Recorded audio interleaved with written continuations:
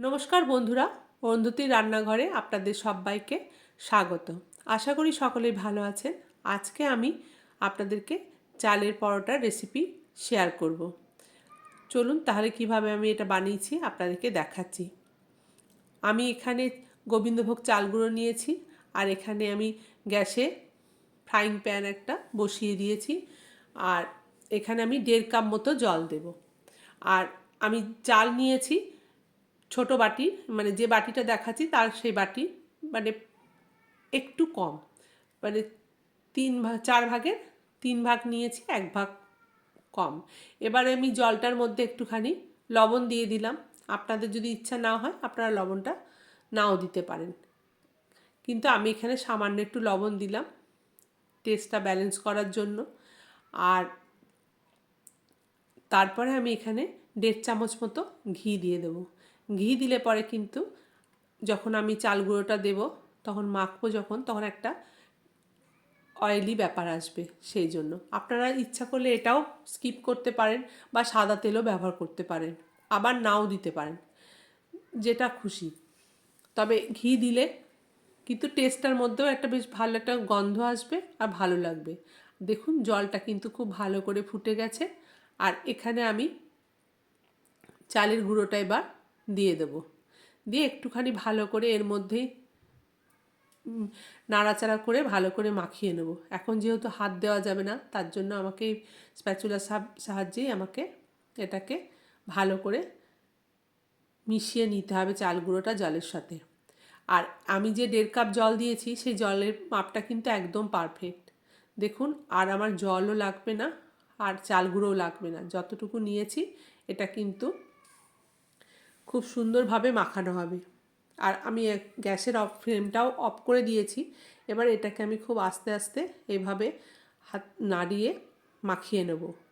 এখন হাত দেওয়া যাচ্ছে না, তবে একটু ঠান্ডা হলে পরে আমি এটা চেষ্টা করব ভালো করে মাখানোর জন্য, কারণ এটাকে খুব ভালো করে মাখতে হবে, কারণ বেলতে গেলে কিন্তু এটা ফেটে যাবে।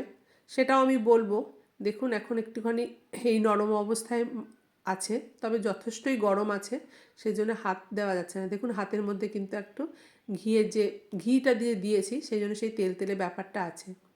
প্রচণ্ড গরম, তবে চেষ্টা করছি হাত দিয়ে মাখার, কিন্তু এখন একটুখানি খুন্তি দিয়েই ভালো করে আমাকে মাখিয়ে নিতে হবে।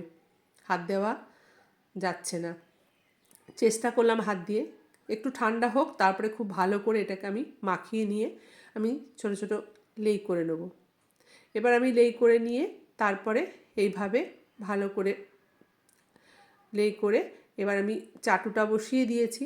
আর বেলে নিয়ে কিন্তু চারিদিকটা একটু ফেটে যাবে, তো সেই জন্য একটা যে কোনো ঢাকনা বলুন বা একটা ছোট ডিশ বলুন, এভাবে ছোট ছোট গোল গোল করে নেবেন। সাইজটা আপনারা আপনাদের মতো করবেন। আমি কিন্তু খুব বড় সাইজের করিনি, ছোট ছোট মতো করেছি।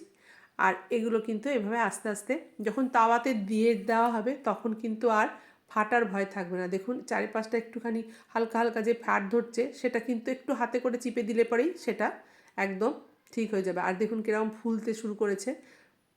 প্রত্যেকটা পরোটাই কিন্তু এইভাবে ভালো করে দুপিঠ ভেজে নিয়ে তারপরে তেল ব্রাশ করে দেব। আপনারা ঘিও দিতে পারেন, আমি সাদা তেল দিয়ে কিন্তু এটা বানিয়েছি। এইভাবে আমি প্রত্যেকটা পরোটা ভেজে নেব। শীতকাল মানেই আমাদের কাছে পিঠে পুলি বা পার্বণ, তাই চালের এই রেসিপিটা কিন্তু আপনারা অবশ্যই একবার ট্রাই করে দেখতে পারেন। খেতে কিন্তু বেশ ভালো লাগে আর ভীষণ নরম হবে। এই নয় যে দেখুন কেমন পাতলা হয়েছে, এই নয় যে শক্ত হয়ে যাবে ঠান্ডা হয়ে গেলে, তা কিন্তু নয়, একদম নরম থাকবে, খুব সুন্দর খেতে লাগবে। আর এটা আপনারা নলেন গুড়, পাতলা নলেন গুড় দিয়ে এটা কিন্তু সার্ভ করতে পারেন। আমার মনে হয় সবজি টবজির থেকে আর নলেন গুড় দিয়েই কিন্তু বেশি খেতে ভালো লাগবে। দেখুন এটা ভাজা হয়ে গেছে। এবার আমি এটাকে তুলে নেব, আর বাকিগুলোকেও আমি এইভাবে বেলে বানিয়ে নেব। আমার চাটুটা যেহেতু অনেকটাই বড়, সেই জন্য আমি দুটো করে ভেজে নিচ্ছি। এইভাবেই আমি পরোটাগুলো বানিয়ে নেব একটা একটা করে। আর একটু ধৈর্য ধরে বানাতে হবে, কারণ কি যখন বেলতে যাব তখন কিন্তু চারিপাশটা একটু ফেটে যাবে, যেহেতু চাল চালের আর আরেকটা কথা বলতে আমি ভুলে গেছি, সেটা হচ্ছে যখন বেলবেন তখন কিন্তু একটু আটা দিয়ে বেলবেন। চাল গুঁড়ো দিয়ে বেললে কিন্তু বেলা হবে না ভালো করে। সেই জন্য একটু আটা গুঁড়ি দিয়ে আপনারা একটু অল্প সামান্য দিয়ে বেলবেন, দেখবেন সুন্দর বেলা হবে। আর ওই চারিপাশটা যখন ফেটে যাবে তখন ওই একটা ডিশ বা কোনো কিছু ঢাকনা দিয়ে সেটাকে সাইজ করে সুন্দরভাবে সেভ করে নেবেন। দেখুন আমি নলেন গুড় দিয়ে আমি এইভাবে পরোটাগুলো বানালাম, আর দেখুন কীরকম সফট হয়েছে, একদম নরম, আর খেতেও খুব সুস্বাদু হয়। আপনারা অবশ্যই এটাকে একবার বানিয়ে দেখবেন। আমার ভিডিওটা যদি আপনাদের ভালো লেগে থাকে তাহলে অবশ্যই একটা লাইক, কমেন্ট, শেয়ার এবং চ্যানেলটিকে সাবস্ক্রাইব করে দেবেন। আর আমার রেসিপিগুলো আপনাদের কেমন লাগছে অবশ্যই জানাবেন। আর পাশে থাকা বেল আইকনটা প্রেস করে দেবেন, তাহলে সবার আগে নোটিফিকেশানটা আপনাদের কাছে যাবে। আবার দেখা হবে নতুন একটা রান্নার ভিডিও নিয়ে। ধন্যবাদ।